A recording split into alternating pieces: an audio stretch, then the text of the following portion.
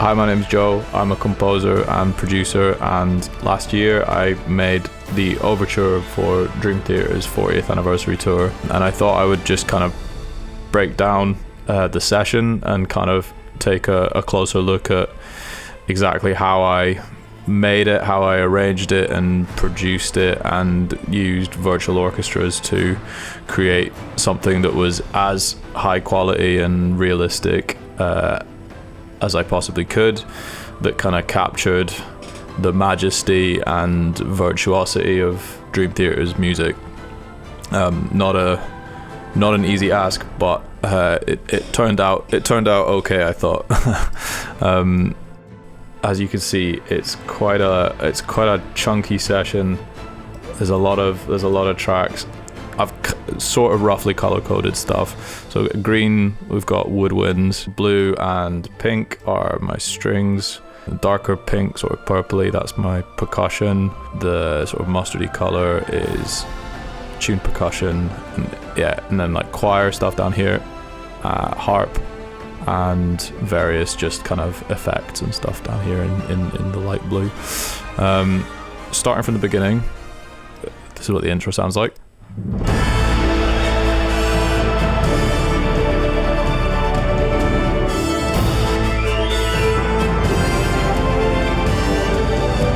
You can hear stuff is dropping out a little bit just because there's so much stuff going on that my computer's struggling to handle it a little bit. But yeah, interestingly, this intro wasn't in my first few drafts. It was actually John Petrucci's suggestion to have an intro like this that's sort of like big and fanfare-y. My initial drafts were kind of starting here, so it was a lot more kind of like straight in with something a bit more dark and tense, which was, you know, that was cool. But I think this was way better. It was a very good suggestion on John's part, to kind of have it more brassy and cinematic. The main kind of feature here is the brass on its own, sounding like this.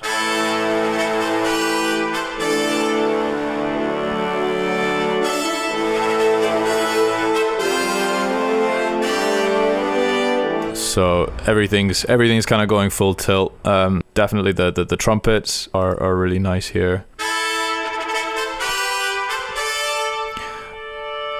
So how I'm doing this is I'm kind of splitting off the part into 5 different tracks here, 5 different articulations essentially. So the first one is just the staccato trumpet. The second one is the marcato trumpet, and then these kind of multi-tongue little figures, and then these longs, which in combination with the marcato, you can get those nice kind of forte piano.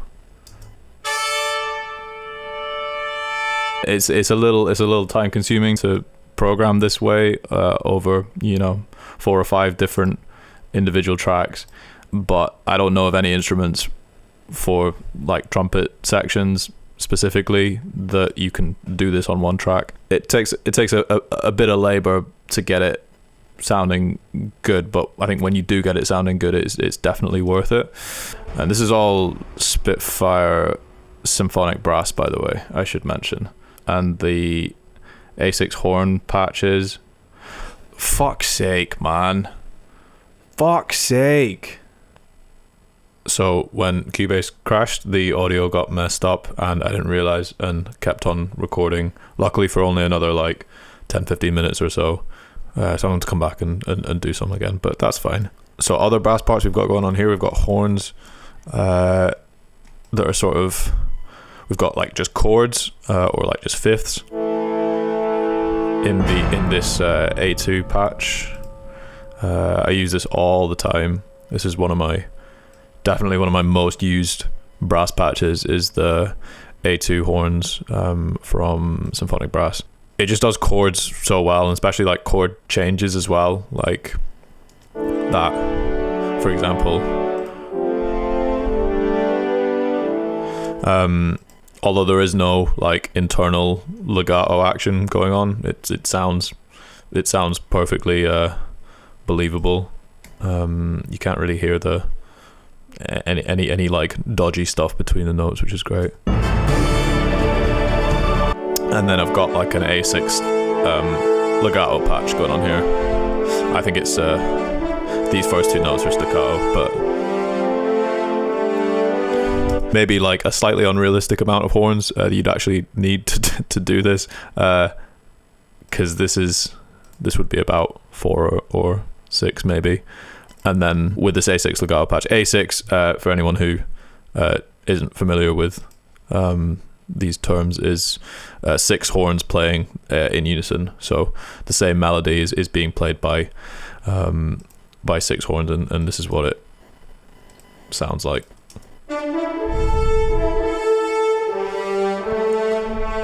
So like really, really big and triumphant. It's one of my favorite.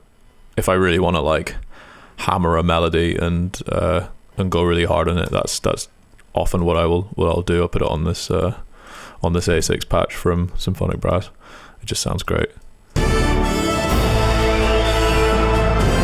And then in the trombones, it's mainly bass trombones, I think. Just bass notes, basically. Just sounding really, really nasty. That's a combination of the A6 trombones patch from Symphonic Brass and 8DO's cage brass power sustain patch. Just sounds real nasty, especially like the two of them combined. I didn't put any tuba or cimbasso or anything in here. I clearly didn't think it was really necessary, but yeah, that's the brass choir. I think it's just the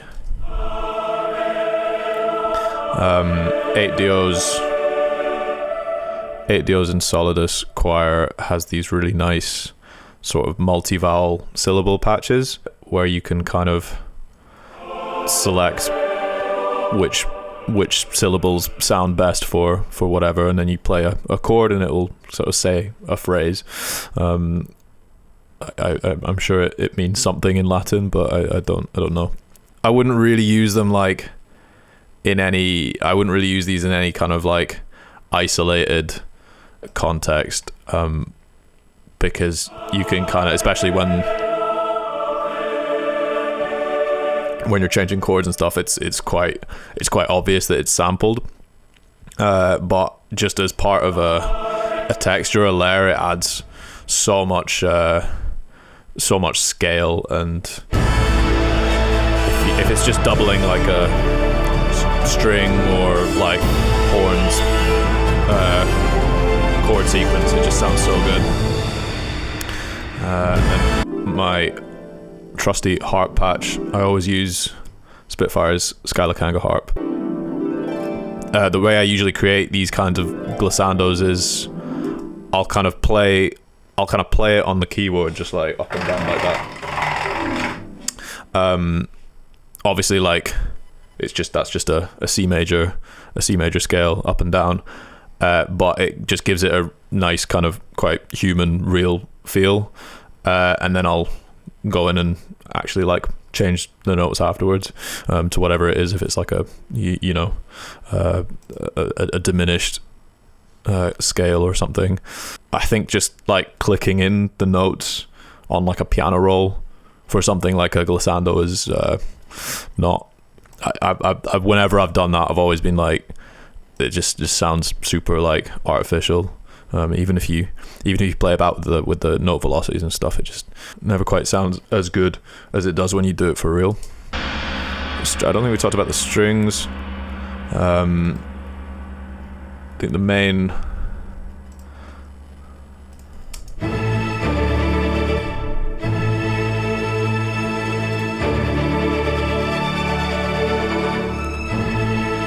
So as the main feature of the strings here is these kind of arpeggios, these kind of measured tremolo arpeggios.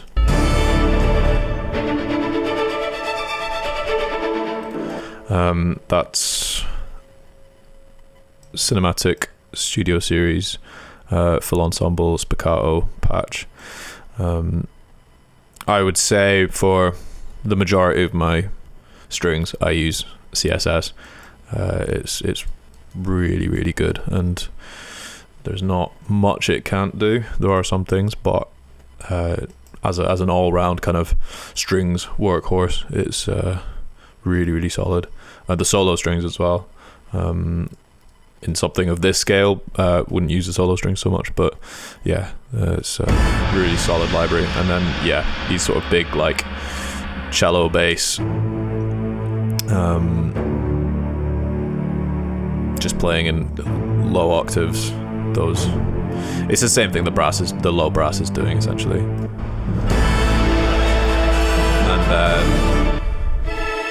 And then just this is also what the choir is doing. This is this is 8-Dio's Adagio violin tremolo. I really like this. I don't know why this patch in particular I've used for years as my kind of go-to tremolo strings patch. It's only violin, so it doesn't go as low as I would like, but it's really, really good for both these kinds of like held more kind of chord tremolos, but also if you want to do stuff that's a bit more like elaborate, like sort of tremolo runs and stuff, it's also quite good at that. And then woodwinds, these are just kind of doing runs, I guess. So that's just that first one is just a Spitfire Albion 1 Woods High run. They're sort of, actually fully recorded phrases, which is really nice. They just always will sound better than if you program it. But what I do here is a little more elaborate. So for these more like specific runs, I will have first of all the Spitfire Albion 1 Woods High staccato. These staccato shorts are so nice, and I often use them for runs.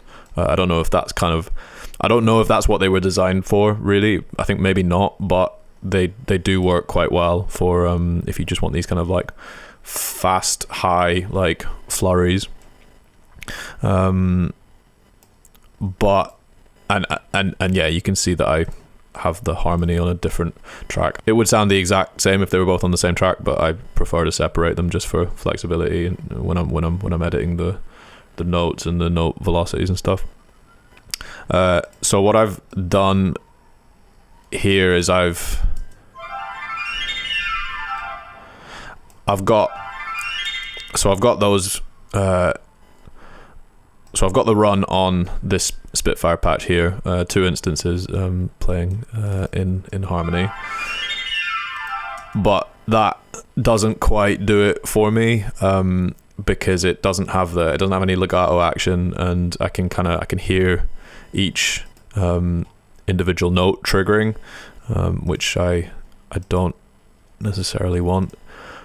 So I use the 8-Dio Claire solo woodwinds as a sort of the exact same pattern, just copied over onto this. Is the flute and it's the flute and piccolo,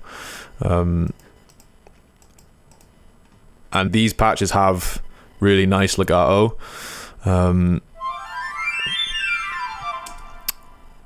which adds that element that is missing from here, but also just in terms of I prefer the recording of these and the reverb and stuff. So in combination, it sort of creates like a a nice balance of everything that I like about each one, which is nice. It's a little more effort for a subtle detail, but I think it really helps. And then down the bottom here we've got, I didn't use a lot of synths and sort of synth effects in this, because it's obviously supposed to be quite like symphonic and not really going for like a sort of hybrid-y sound, but always helps to just have these like impact effects, like this and this, and yeah, I often have this kind of like sub bass synth that's just kind of, I mean, this is just playing the bass notes. I don't know if you're able to make that out, but it's essentially just playing like the low notes, and it just adds like an extra octave, which if you're listening on like decent speakers with good bass, like that'll make a difference. It adds a bit of power to the low end. We didn't talk about percussion, so I've got my kind of tuned percussion here, like a tubular bell hit. These are both from Labs.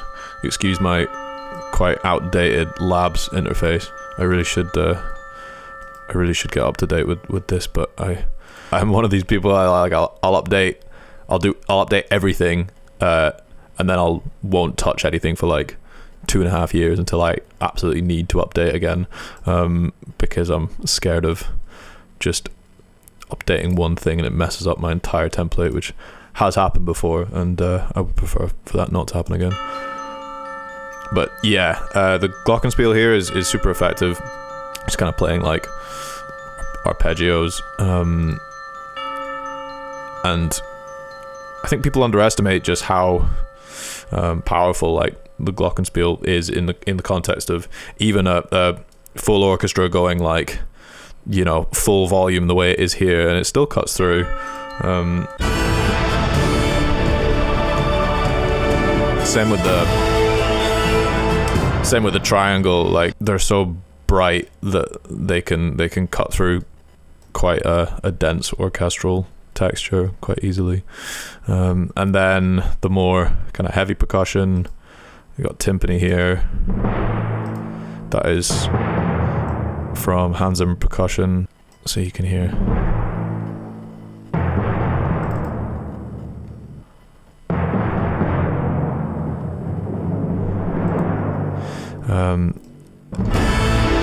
The sort of taikos, in combination with frame drum and just drum kit toms. I use these quite sparingly, I would say, throughout. Maybe not as sparingly as I thought looking at the tracks, but I try not to like overuse these, because it is very easy to, because they always just sound really good. These kind of like big cinematic drum sounds, and yeah, I think quite often if I'm going for more of a kind of classic symphonic sound, like this was more inspired by I guess kind of like 80s 90s like film soundtracks, and this is definitely more of like a kind of contemporary Hollywood sound, especially like the sort of Japanese taikos and stuff. But yeah, had to hit everything hard for the intro. So yeah, the taikos are also from Hans Zimmer Percussion. I usually use the Alan Merson mix setting. They've got these really nice built-in kind of mixes. So you've got Alan's and you've got Hans's here. I usually, no disrespect to Hans, but I prefer how Alan sounds. And also this pitch dial is so good. I don't really know another library that has this kind of built-in like pitch changer. It doesn't degrade the sound at all, but I usually will put it up a bit, just because I quite like the slightly higher crack that you get when you put it up a little. And then frame drum ensemble from 8DO, just to give it a bit more high end. And then toms from GGD, from the One Kit Wonder Architects kit, with a ton of reverb on them, and altogether they sound pretty large.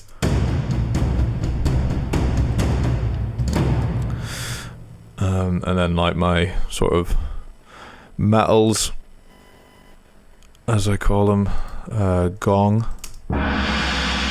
from Albion 1. I think most of my sort of cymbals and stuff like that are just from the Darwin percussion from Albion 1, which sounds unreal. And then these sort of sub hits, I guess it's just like, I don't think it is a bass drum, but it's a sort of bass drum equivalent in terms of how I use it anyway. That's pretty much all it's doing. Also from Darwin percussion from Albion 1. So there's no actual Dream Theater material in this intro. It was kind of tagged on.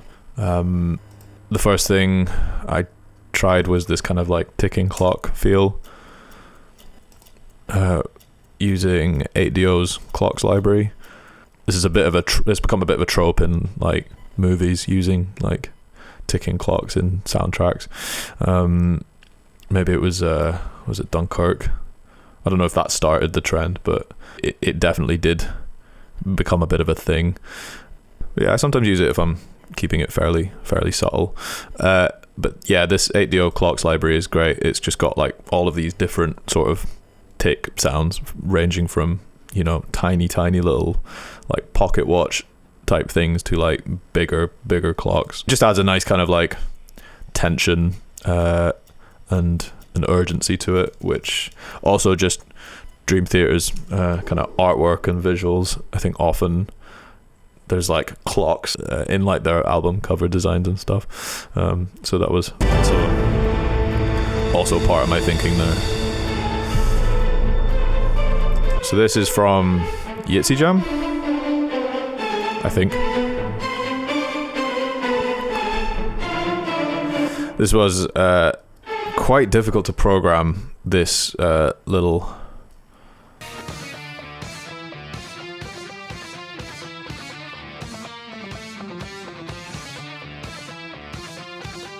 what I've done is I've kind of combined this marcato,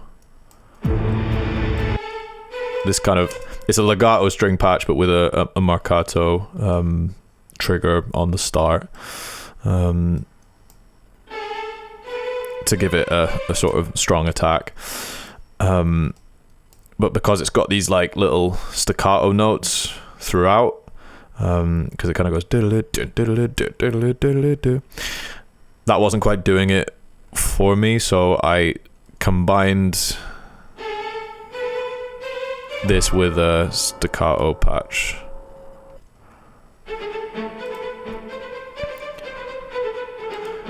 And it's playing all the notes, but you don't really hear them other than the low ones that it's hitting.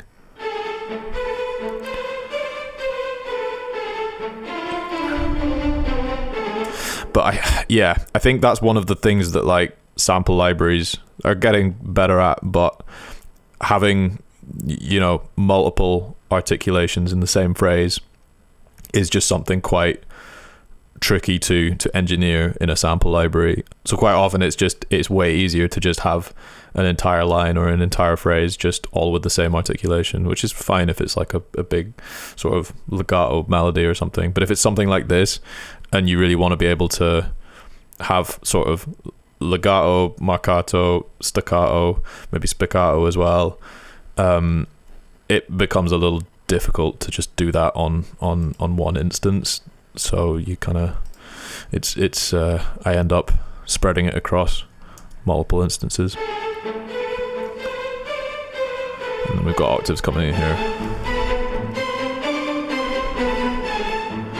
and then brass kind of hitting those accents, those kind of offbeat accents with the lower strings as well. Man, so that's again the Spitfire A6 trombones, but staccato this time, and then also the cage brass staccatos layered in there as well.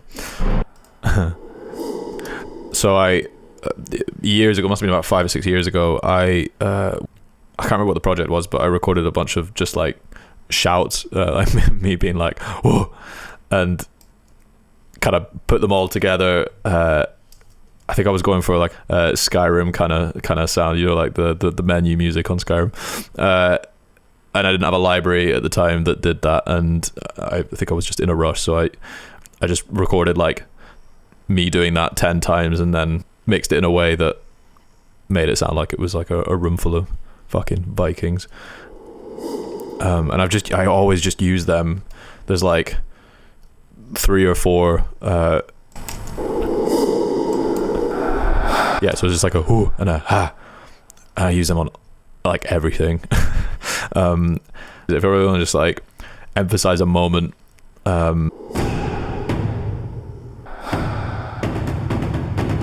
know what I mean.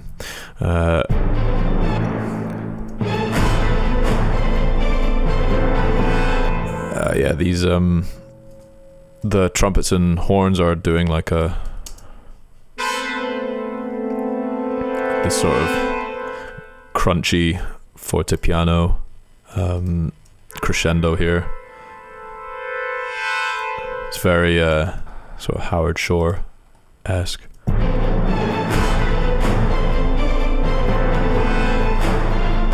And then the woodwinds.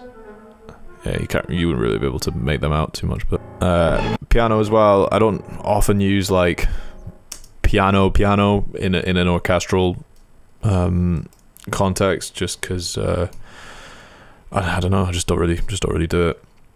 But this orchestral grand piano instrument from Spitfire Audio, that's kind of specifically designed to be used as an orchestral piano as part of the orchestra, rather than like at the front with the orchestra kind of supporting it like a concerto. So I use it naturally more for kind of percussive stuff. So you can hear like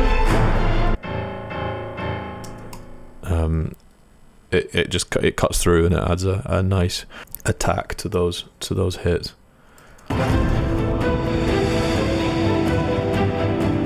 So here, this is from Another Day. Yeah. So it's a different key, but what I've essentially done is, because this is on guitar and piano. This, if you just directly lift it and take it and put it on like strings,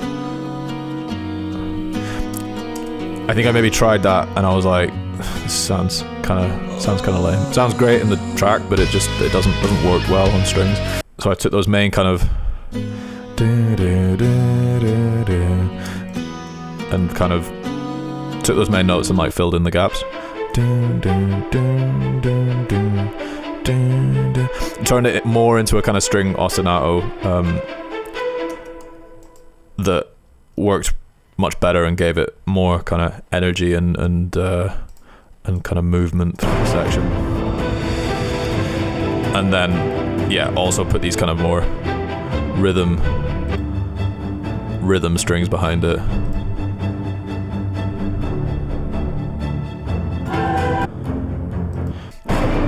And then quite energetic percussion going on here. It's very kind of car chase vibes.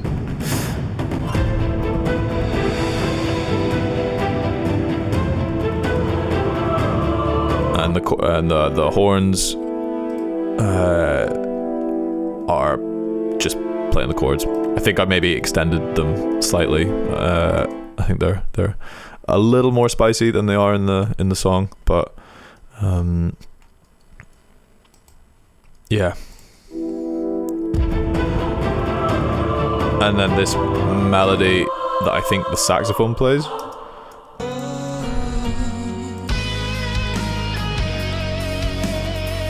The guitar plays it first.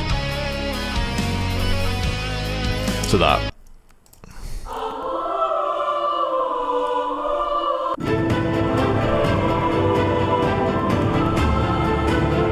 Oh yeah, and some xylophone with the woodwinds here adds a nice kind of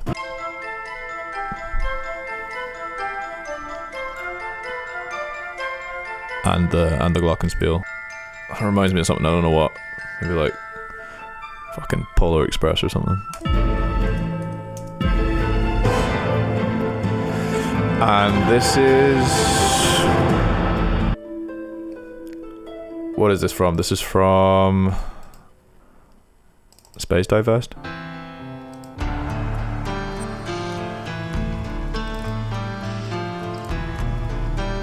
But yeah, pretty straightforward. As first kind of heard, it's quite tense and a little held back. It's mainly these short woodwinds. I think this is more what these are meant for, what this patch is kind of designed for, and it does it very, very well. And then these kind of violin tremolos, these 8-DO tremolos.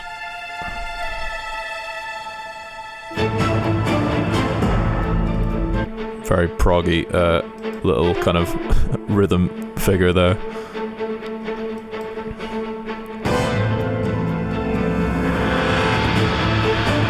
More of these fortepiano brass things. They just sound so good, man. Percussion goes very hard here.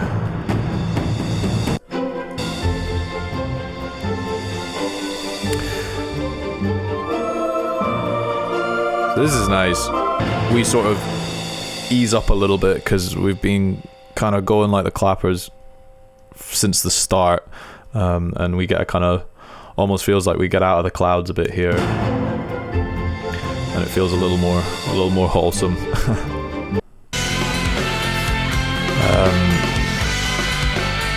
This is from Hell's Kitchen. I don't think that modulation is in the original. I think that was something I put in, but I kind of put it onto like short strings, and then you hear it more accurately to how it's played on the album in the woodwinds.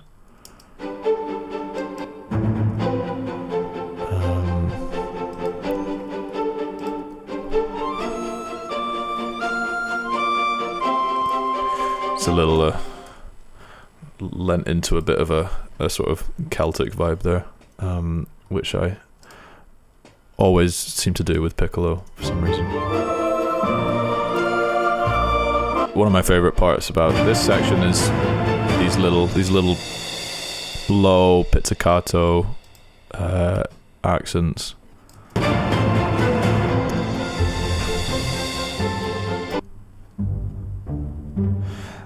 This is definitely one of my favorite pizz sounds, and there's a lot of pizz sounds, but this always seems to be, especially for like low cello bass pizzicato, this is always the one I end up going for usually.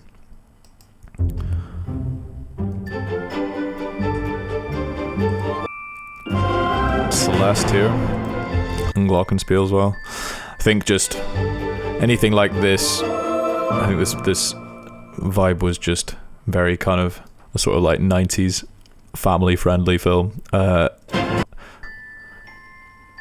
Celeste and glockenspiel always sounds nice with that vibe. And the horns from symphonic brass playing in staccato there, and the choir just adds this like super magical feel to it. I really like these Insolidus legato patches, and they offer, you know, different sounds. So you can wait, where are we here? So you can get like that's O, and then there's oo, and there's and ah. I think this was O. But yeah, they that definitely makes a difference. And if you want like if you have a super loud, like overt, like choir melody that you want to like kind of really sing over the top, then like you want ah. But if you want something more like subtle, then maybe like ooh is better, or like the most subtle is But yeah, solid choir library for that in soloist choir. So this is our first kind of big like big rendition of a theme, and it's quite a famous one as well. It's this is from Overture 1928. So for the accompaniment, we've got the drums that are kind of, yeah, so it's the taikos, hand zimmer percussion taikos, the 8dio doll ensemble, and more dolls. The taikos are just hitting the main accents, and then this is more kind of like creating just it's almost like running over the top of it, that's focused more on the 30-second notes. The melody here is this big A6 horn patch again, which is then doubled with strings. This is a really good like fast legato patch from 8dio. It's called hyper legato from, I think it's Adagio strings or maybe Adagietto, I can't remember, but it's really good for any kind of melodies that have legato that's a bit too fast for like your average legato string library. And then they kind of go into a 2-part harmony there, and then it sort of harmonizes underneath there, and then the trumpets join in here. So you get this nice kind of like the horns start out the melody, and then the strings join in, and then the trumpets join in, and so it feels like it sort of steps up throughout this section.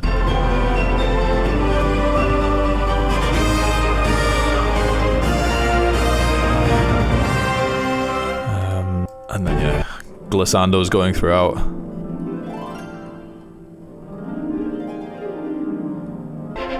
Oh yeah, I forgot about this. So part of the accompaniment is part of the accompaniment, which I think works really well with the percussion, is this sort of quite fast string pattern.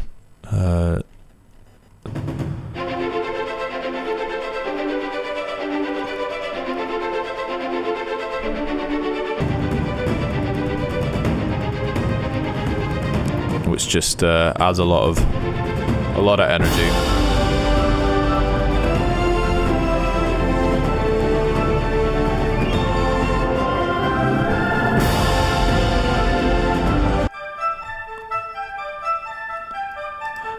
These sort of high woodwinds playing a sort of ostinato over the top. I think that's a Dream Theater ostinato. I'm not sure if it's from the same song or from another song, but that's just a little Easter egg in there.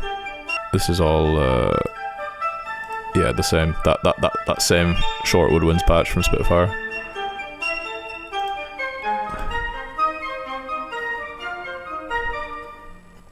But yeah, it sounds super nice and magical and kind of childlike. Now this is what is it? About to Crash?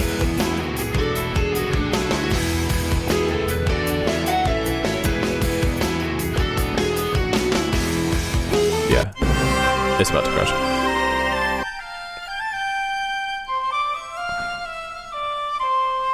That's just a flute, and I think maybe it's, have I got 2 piccolos playing that?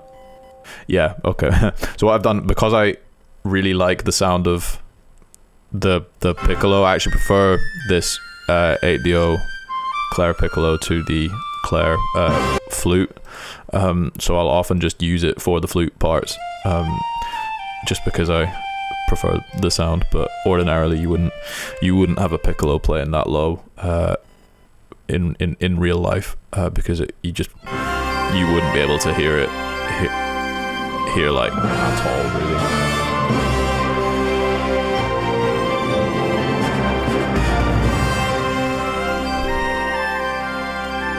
Yeah, these sort of bar chimes coming through here.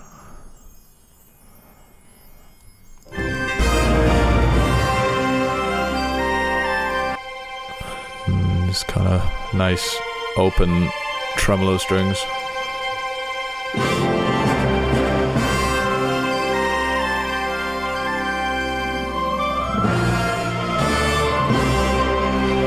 It's nice kind of Ben-Hur-esque like brass. What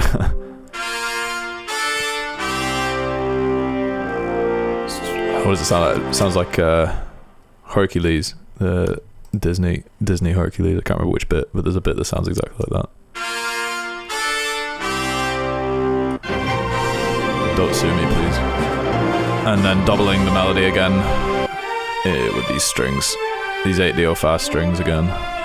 And it's so good. So I listen to that legato.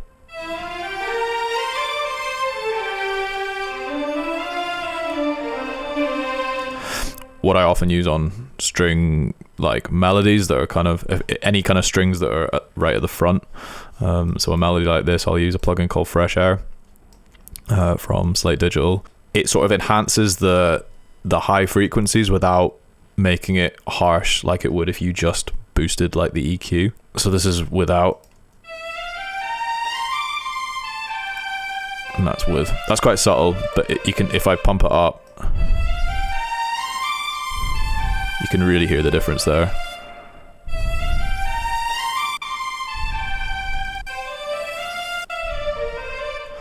Like that's a little too much, but yeah, you can hear the difference.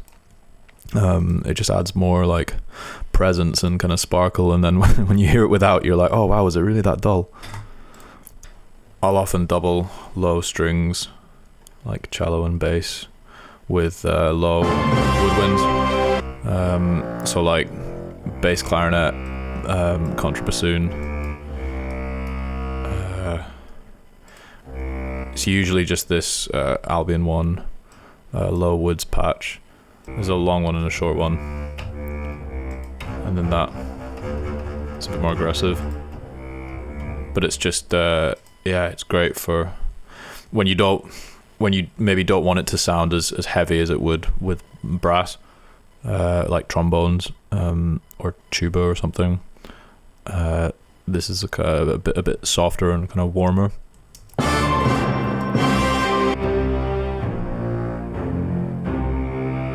You hear what I mean?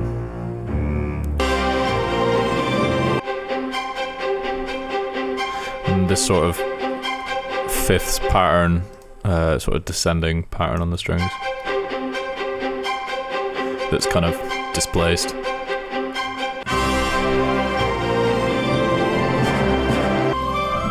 Timpani's quite fun here.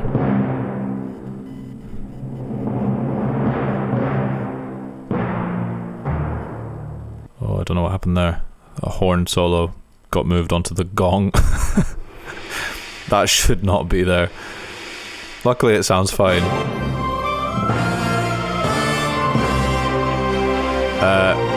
But yeah, gong should not be playing the horn melody. I'm not sure how that happened. Man, some of the stuff that I'd notice when I go through sessions like with a sort of fine-tooth comb like this, I don't do it at the time. I just kind of roughly check everything and then I export it.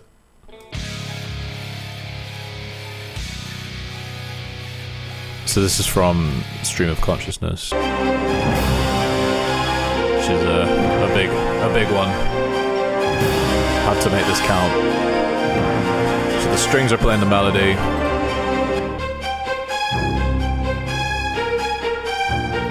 That's the marcato with spiccato overlay patch from CSS. Super handy if you want to play a phrase that's like short and long notes, but you want like the same emphasis on the attack on each one, which is exactly kind of what this riff is.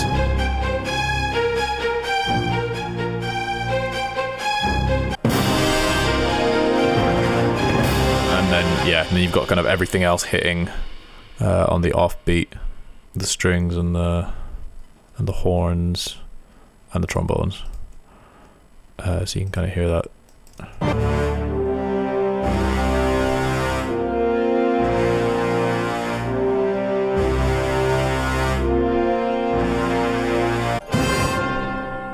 The trumpet's kind of playing a little counter melody to the strings there.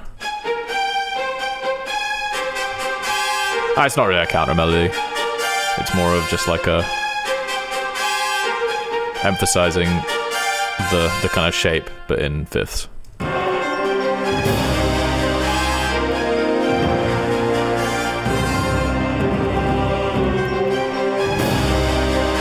Glockenspiel as well. So I mean, it sounds like so kind of dinky on its own, but it does really cut through, even with everything else going on there.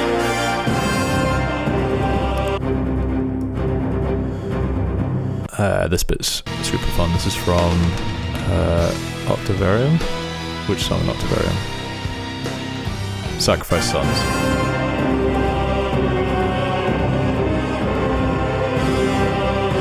It's that melody there.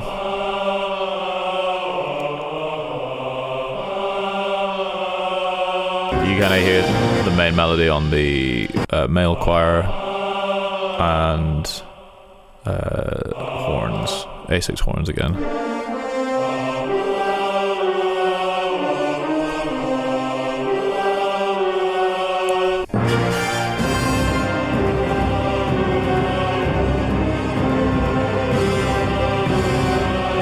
Emphasized by the trumpets there. Underneath we've got this kind of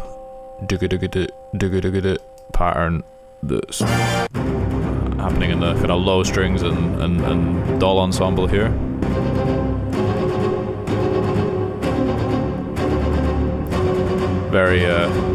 Very kind of Mission Impossible, I would say.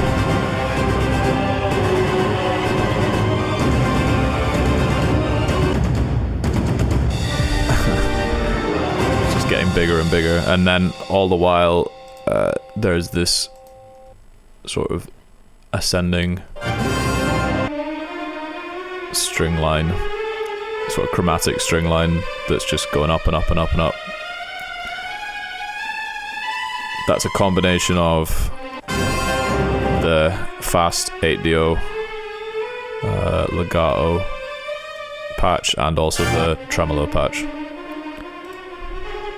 You can hear it on its own.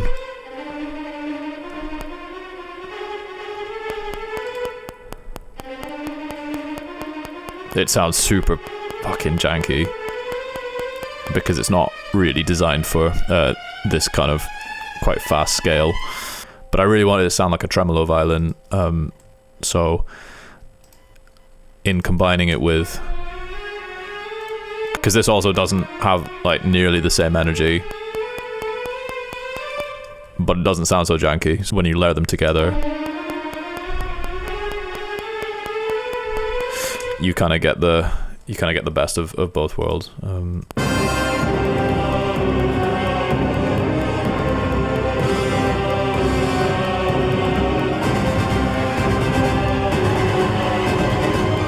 these big ominous dongs.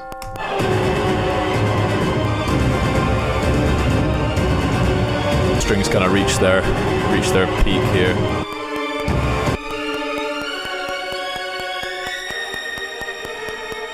It's very high, but definitely playable. And then this phrase is from How have I forgotten all of their albums' names now? I used to know them like it's on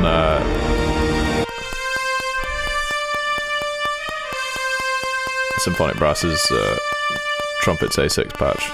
So I don't use this so much, but it's essentially just what the A6 horn patch is, but for trumpets. You just don't often have that many trumpets. 6 trumpets is quite a lot, and I try not to do stuff that wouldn't sound the same with a real orchestra, but it's just worked really well for that moment. It cut through. It was in a good range.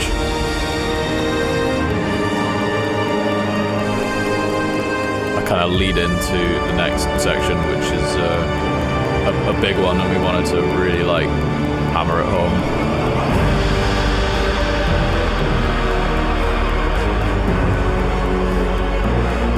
So this is A Nightmare to Remember from Black Clouds and Silver Lining.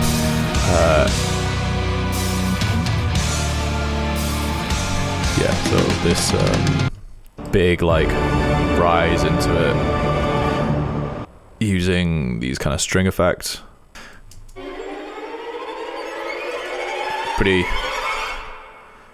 shocking sounding. Glissando patch from 8Dio's Cage strings.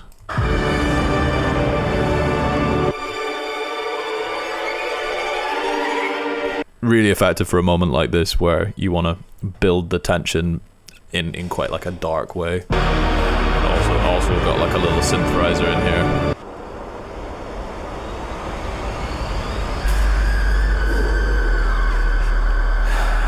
Here we go. Back with the Skyrim shouts.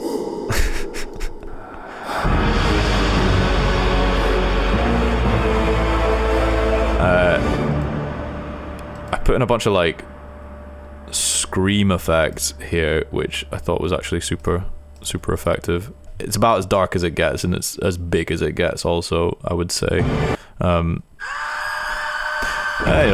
It's called Nightmare to Remember, so I put in these sort of like scream effects that are like, when you hear them on their own, like really, really horrible.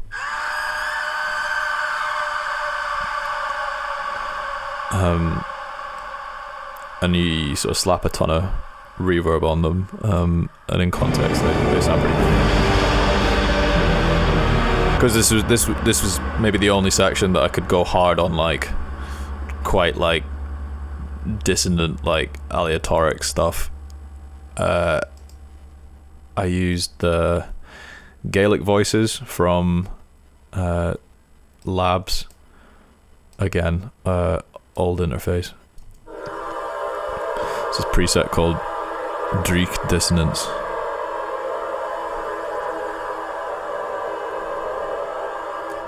If you don't know what Dreek means, it's a Scottish term for when it's like, I think you'd call it like drizzly, like it's just grey and sort of miserable, and not like raining, but like, you know, just kind of Dreek. If you live in the UK, you know what I'm talking about. But yeah, it's this super cool kind of wavy choral sample. I don't think I added any post for this. Okay, so I added some chorus to give it even more of a sort of wobble, and then Valhalla Room adds to the sort of eeriness. So we had those Gaelic voices from Spitfire that were kind of doing that like wavy, horrible, like in and out thing, and we've also got so on the subject of the sort of aleatoric stuff,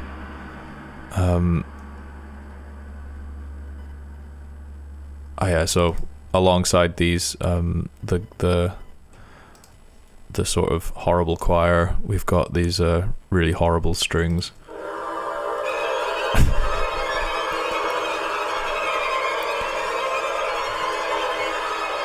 How grim is that?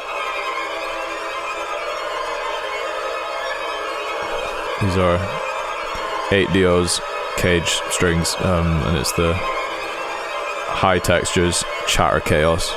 That is exactly what that sounds like.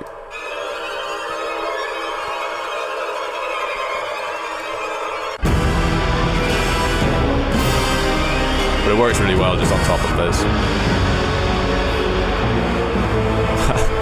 I just want to hear what that sounds like with the screams. Oh my god, this is so horrible.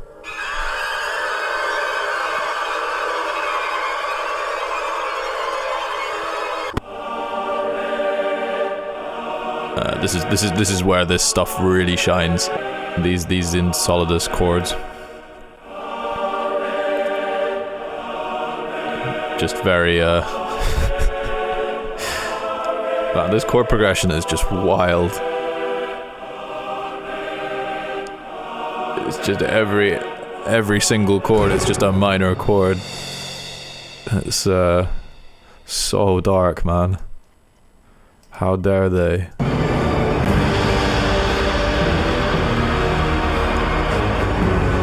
Yeah, the brass is like definitely really the kind of bedrock of this.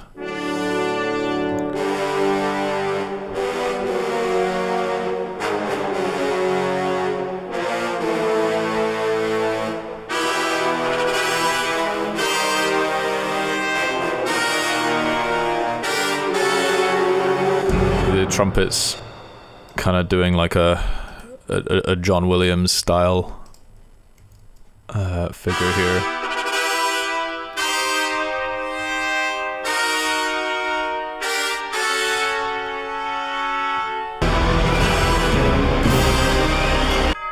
Of course, these like tubular bells.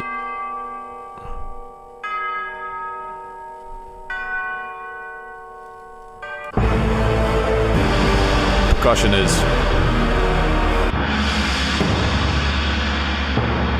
yeah, the percussion, the timpani is just playing the.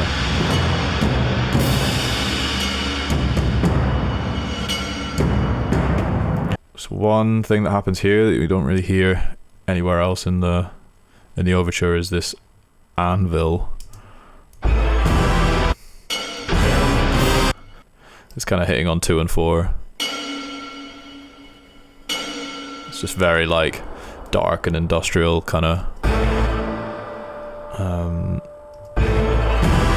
That with the shouts is.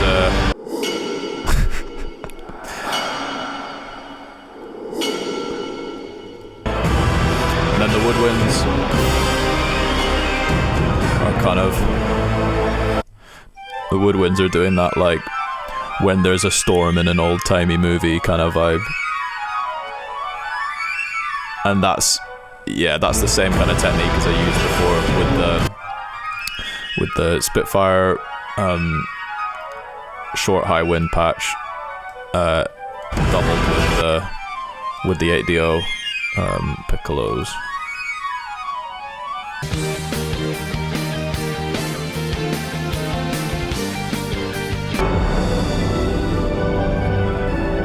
This is one of my favorite bits, and just one of my favorite Dream Theater songs, actually. Breaking All Illusions.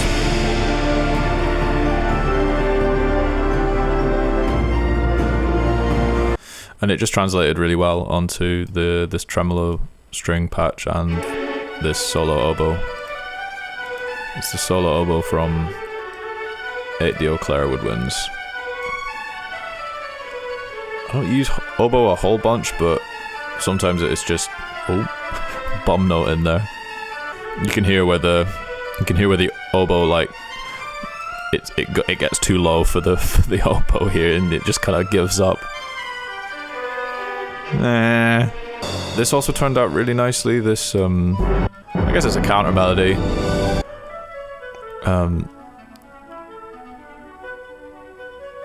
This sort of scale arpeggio figure that is just kind of outlining the harmony in the woodwinds and the strings. This is also such a nice use of 5/4.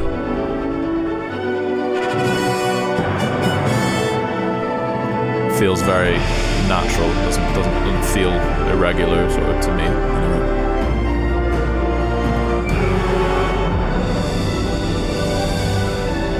And then the horns are kind of just building those chords.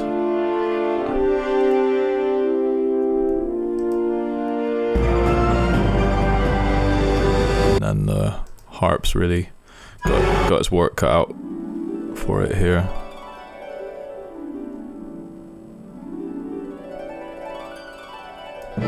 Just endless glissandos up and down.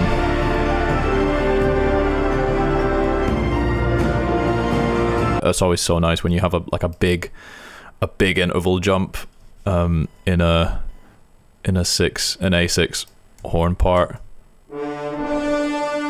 like an octave or like a sixth.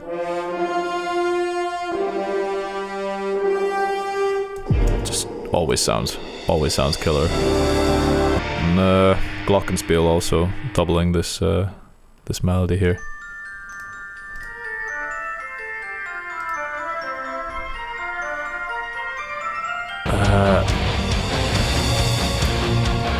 Now we're on to False Awakening Suite.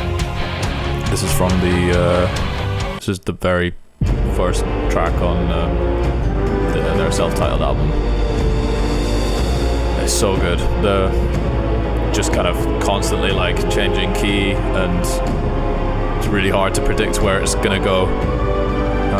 It's super exciting. Also, the way this was arranged on the album was already quite orchestral, so I didn't really feel like I had to do much. I just had to like make it sound even bigger and more symphonic, which is nice. Nothing was kind of a struggle to translate there. But yeah, you just listen to the chords here. They're so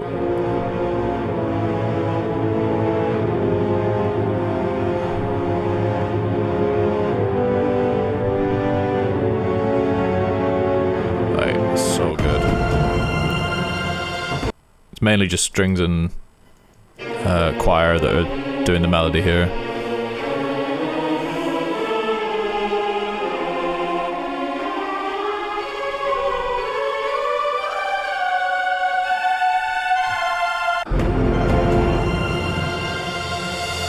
And the percussion is just kind of very steady.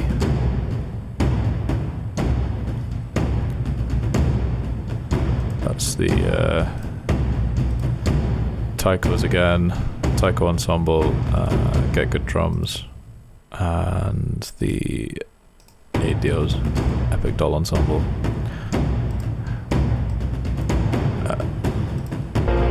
Sometimes use these like big kind of hybrid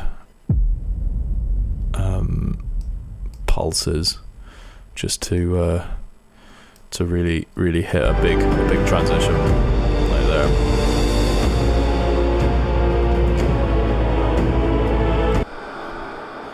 These shouts just keep coming back. You can't always hear them, and I'll use kind of varying degrees of like reverb and processing to kind of make them part of the texture, but I just can't get enough.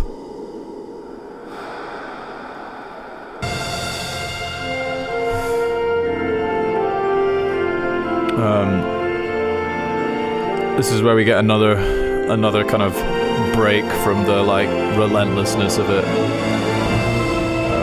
This was something that John specifically requested, which is from the Astonishing, and it's kind of I think one of the main tunes from that song, that album,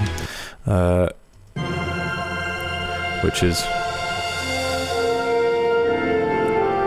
super nice and very crossed over very nicely into this kind of style. On so it's the symphonic brass solo horn,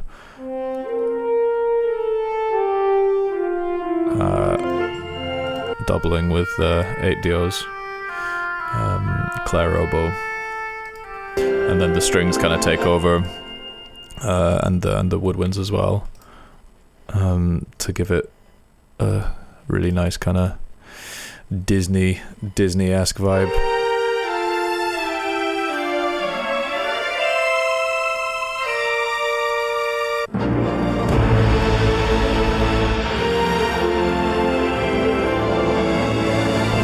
Really like these moments where it kind of feels like we get a bit of a breather before before we're straight back in with like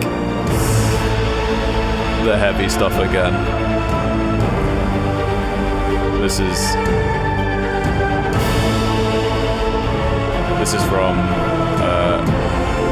Pale Blue Dot from Distance Over Time.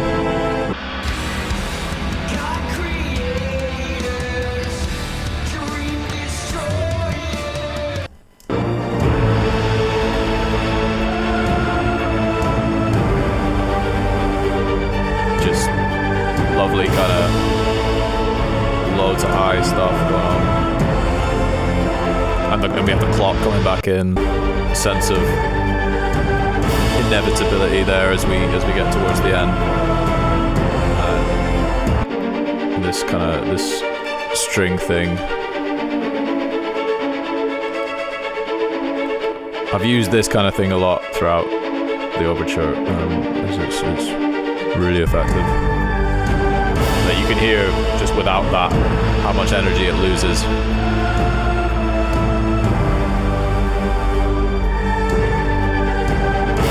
Like it's doing a lot of the work with kind of keeping the pace there.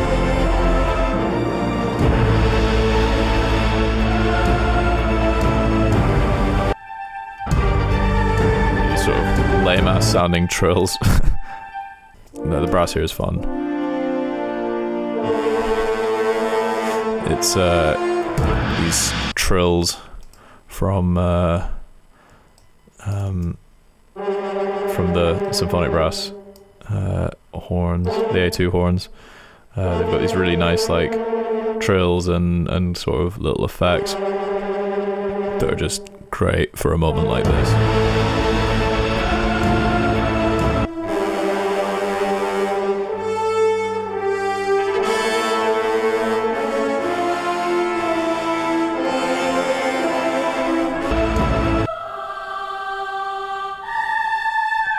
It's pretty high.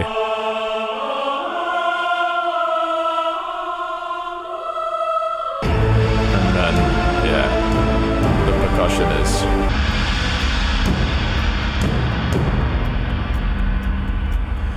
pretty heavy. These cymbal crashes are so good. It's just a cymbal and gongs patch from Darwin from Albion 1, and hard low woodwinds here.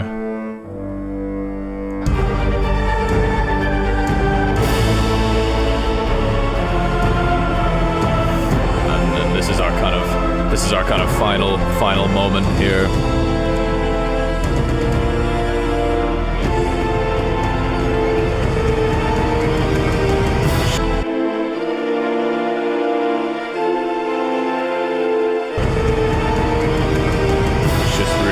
That's about as close to like a trailer, I think, as it gets, with the percussion kind of ramping up and doing that like straight into triplets thing.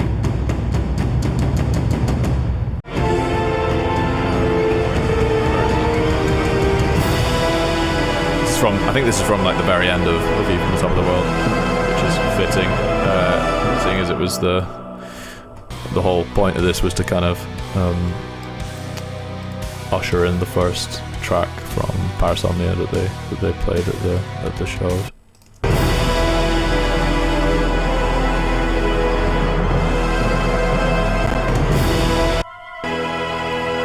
can hear the strings and woodwinds here, just like trills and quite dense chords, trills and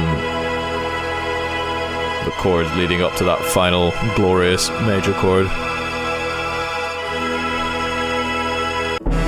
What really makes this bang really hard is the timpani in the choir, man. It's just...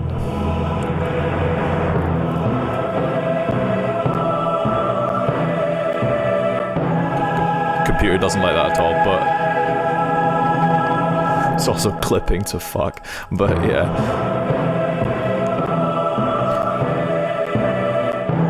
with the tempo kind of slowing down and getting that like 2001 Space Odyssey timpani hits.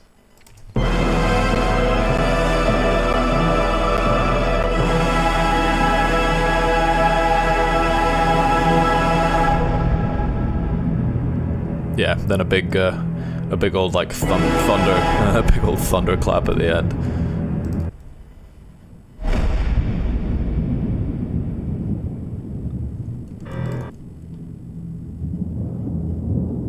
And a sort of drone, a spacey drone, which they wanted to kind of carry over into the next track, because I think the next track started in the same key. So yeah. That is the Dream Theater Overture. I hope this was insightful, and I hope this wasn't too dry and boring. But yeah, that is the. You can see I've got like some like unused stuff. Oh yeah. Okay, here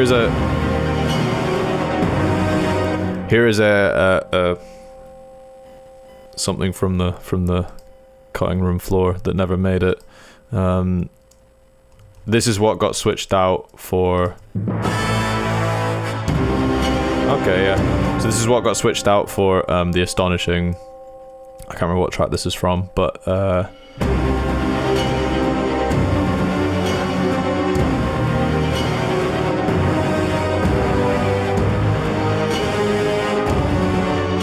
kind of forgot about this.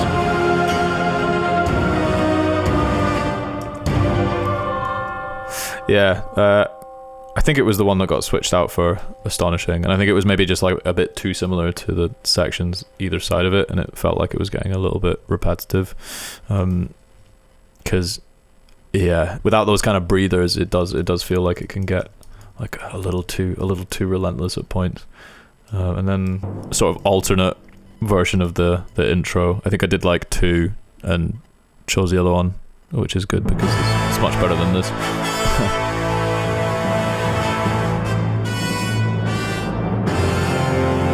Yeah. So yeah, that was the Dream Theater Overture for their 40th anniversary tour. I hope this was insightful and interesting to kind of see how I sort of programmed everything and arranged everything and alterations that I made to the material in order to make it kind of fit into this kind of style, this kind of context. So if you've made it this far in the video, thank you so much. I really appreciate it. Please give me a like and a comment and subscribe if you want to. And yeah, I will see you on the next video, whatever that may be. Thanks so much. Bye.